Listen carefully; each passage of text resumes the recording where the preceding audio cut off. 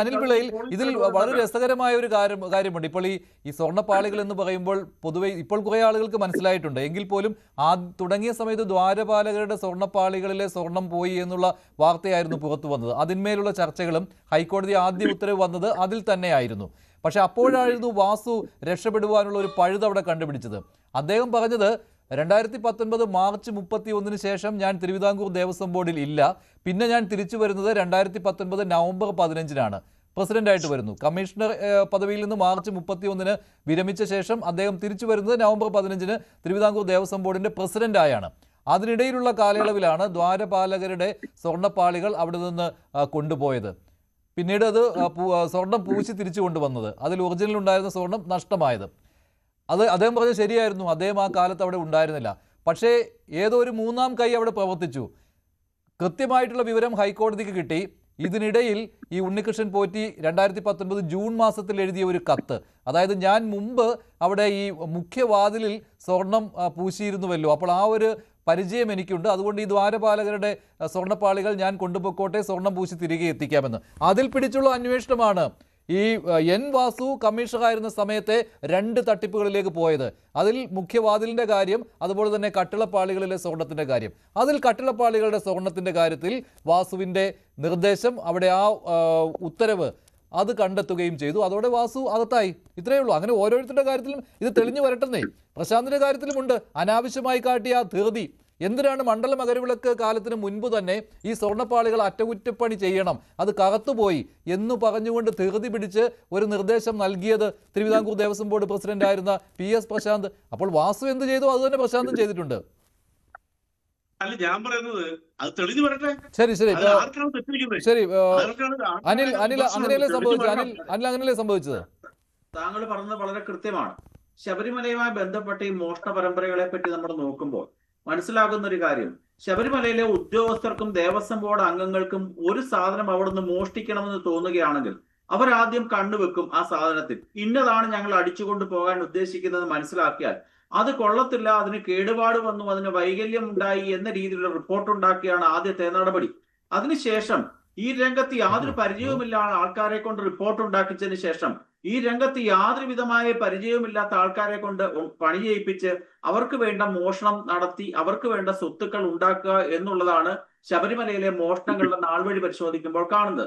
ഞാൻ നേരത്തെ സൂചിപ്പിച്ചതിനകത്ത് ഒരു കാര്യത്തിൽ ഞാൻ ഉറച്ചു നിൽക്കുകയാണ്. ഇപ്പോൾ ഇന്നലെ ശ്രീ വാസുവിനെതിരെ ഈ കേരളത്തിലെ സ്പെഷ്യൽ ഇൻവെസ്റ്റിഗേഷൻ ടീം റാന്നി കോടതിയിൽ സമർപ്പിച്ച റിപ്പോർട്ടിനകത്ത് ഞാൻ നേരത്തെ സൂചിപ്പിക്കുകയുണ്ടായല്ലോ, മോഷണവുമായി ബന്ധപ്പെട്ട 379 എന്ന് പറയുന്ന IPCയിലെ ഒരു സെക്ഷൻ പോലും ഇട്ടിട്ടില്ല. എന്ന് പറഞ്ഞാൽ ഇവർ മോഷ്ടിച്ച് യാതൊരു വിധമായ ലാഭവും ഉണ്ടാക്കി എന്ന് ഒരിടത്തും രേഖയില്ല എന്നുള്ള രീതിയിലാണ് ആ ഒഫൻസ് ഇടാതിരുന്നത്. പക്ഷെ ശ്രീ മഞ്ജുഷേ, താങ്കളുടെ കയ്യിൽ ഇരിക്കുന്ന ആ ഇന്നലത്തെ റിമാൻഡ് റിപ്പോർട്ടിന്റെ 14ാമത്തെ പാരഗ്രാഫിന്റെ അവസാന ഭാഗം നമ്മളൊന്ന് നോക്കുമ്പോൾ അതിനകത്ത് കൃത്യമായ നടപടി നമുക്ക് കാണാൻ സാധിക്കും. 1-ാം പ്രതിയും മറ്റു പ്രതികളും തിരുവിതാംകൂർ ദേവസ്വത്തിനും ശബരിമല ദേവസ്വത്തിനും അന്യായ നഷ്ടം വരുത്തിയതായി തെളിവായിട്ടുണ്ട്.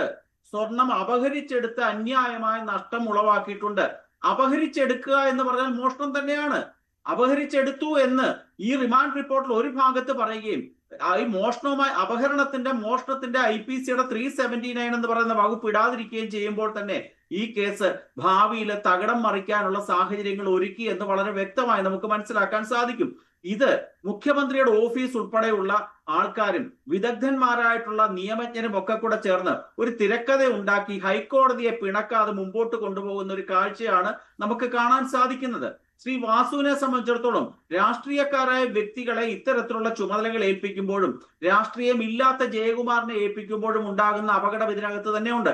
ശ്രീ ജയകുമാർ എന്ന് പറയുന്ന വ്യക്തിക്കും പരിമിതികളൊക്കെ ഉണ്ട്. അദ്ദേഹം വളരെ വലിയ ഒന്നുമല്ല. അദ്ദേഹം പിണറായിയുടെ ഒരു ഭക്തൻ തന്നെയാണ്. അദ്ദേഹം പെൻഷൻ പറ്റിയതിനു ശേഷം ഈ സർക്കാരിന്റെ കണ്ണിൽ ഉണ്ണിയായിട്ട് പല പദവികളും വഹിച്ചുകൊണ്ടിരിക്കുകയാണ്. തുഞ്ചൻ സർവകലാശാലയുടെ സ്ഥലമെടുപ്പ്. പക്ഷെ അദ്ദേഹം ഉത്തരവാദിത്തപ്പെട്ട പദവികളിൽ ഇരിക്കുമ്പോൾ അദ്ദേഹത്തിനെതിരെ ഒരു ആരോപണമോ അങ്ങനെയൊന്നുമില്ല. മാത്രമല്ല ശബരിമലയെ സംബന്ധിച്ചിടത്തോളം അദ്ദേഹം വളരെ നല്ല കാര്യങ്ങൾ ചെയ്തിട്ടുമുണ്ട്. അദ്ദേഹത്തെ നമ്മൾ ഇപ്പോൾ അങ്ങനെ കുറ്റപ്പെടുത്തുന്നത് ശരിയല്ല എന്നാണ് എന്റെ ഒരു നിലപാട്. കമ്മീഷണറായിരുന്ന കാലത്ത് നടപ്പാക്കിയിട്ടുള്ള ഒരു നല്ല കാര്യം താങ്കൾക്കൊന്ന് പറയാൻ സാധിക്കുമോ? ഒരു നല്ല കാര്യവും അദ്ദേഹം ചെയ്തിട്ടില്ല. ശബരിമലയിൽ സ്പെഷ്യൽ കമ്മീഷണറായിരുന്ന കാലത്ത് ശ്രീ ജയകുമാർ യാതൊരു നല്ല കാര്യവും ചെയ്തിട്ടില്ല. വളരെ കൃത്യമാണ്. ഒന്നും ചെയ്തിട്ടില്ലെന്ന് വ്യക്തമായി നമുക്ക് മനസ്സിലാക്കും. അദ്ദേഹം അത്ര നല്ല വ്യക്തിയൊന്നുമല്ല.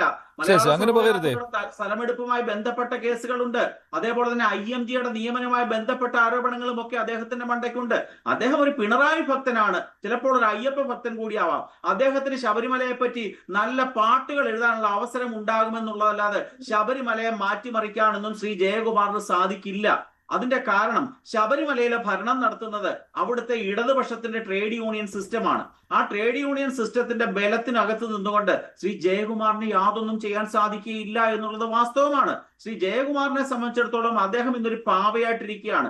കയ്യടി നേടാൻ വേണ്ടിയും ഈ തെരഞ്ഞെടുപ്പിലെ ജനങ്ങളെ പറ്റിക്കാൻ വേണ്ടിയും ഞങ്ങൾ രാഷ്ട്രീയക്കാരെ ഒന്നും നിയമിച്ചിട്ടില്ല എന്ന് പൊതുസമൂഹത്തെ ബോധ്യപ്പെടുത്താൻ മുഖം മിനുക്കുവാനുള്ള ഒരു മാർഗം തന്നെയാണ്. പക്ഷെ അദ്ദേഹത്തെ നമ്മൾ ആ രീതിയിൽ കാണണ്ട കെ ജയകുമാറിനെ. പിന്നെ അദ്ദേഹത്തിന് അത്ഭുതങ്ങൾ കാണിക്കാൻ പറ്റുമോ എന്ന് ചോദിച്ചാൽ അതൊന്നും ഉണ്ടാകില്ലായിരിക്കും. പിന്നെ ഇപ്പോൾ സ്വർണ്ണക്കൊള്ള ഇപ്പോൾ പുറത്തു വന്ന സ്ഥിതിക്ക് അവിടെ ഇനി അല്ലല്ല, ശബരിമല സന്നിധാനത്ത് അടുത്ത സമയത്തൊന്നും ഈ രീതിയിലുള്ള ഒരു മോഷണത്തിന് വേറെ ആരും ഉദ്യോഗസ്ഥർക്കൊന്നും തയ്യാറാകുമെന്ന് എനിക്ക് തോന്നുന്നില്ല. കാരണം അല്ലല്ല, ഇനി ബാക്കിയൊന്നും ഉണ്ടാവില്ല അല്ലേ? അവിടെ മോഷ്ടിക്കാനൊന്നുമില്ല.